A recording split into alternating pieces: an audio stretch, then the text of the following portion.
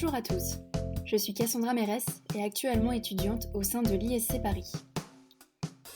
J'étudie en dernière année de master en marketing digital et e-business. Je fais partie de la promotion 2020.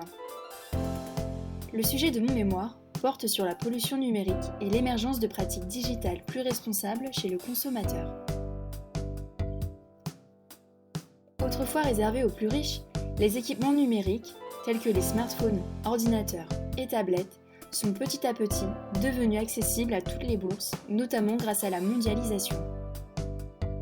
Ce phénomène a permis de produire en plus grande quantité, plus vite et moins cher.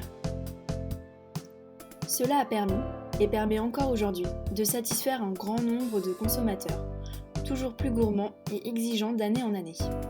Ces nombreux appareils sont associés à une utilisation virtuelle comme le cloud, le réseau 4G, les sites de vidéos en ligne et les recherches Internet. Ces éléments mis ensemble forment la pollution numérique.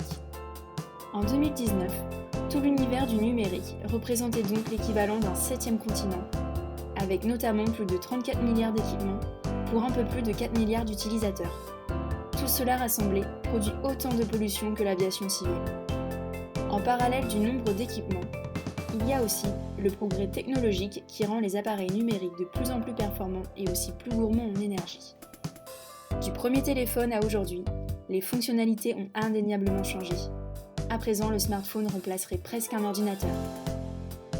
Et dire qu'autrefois, nous avions pu aller sur la Lune avec seulement 70 kilooctets de données. Aujourd'hui, c'est à peine la taille d'un email. Ce sujet est intéressant et d'actualité, puisque les parties prenantes doivent prendre conscience de ce que représente l'utilisation de tout ce numérique, ainsi que la pollution cachée qui y est liée. De plus, ce phénomène est en constante évolution.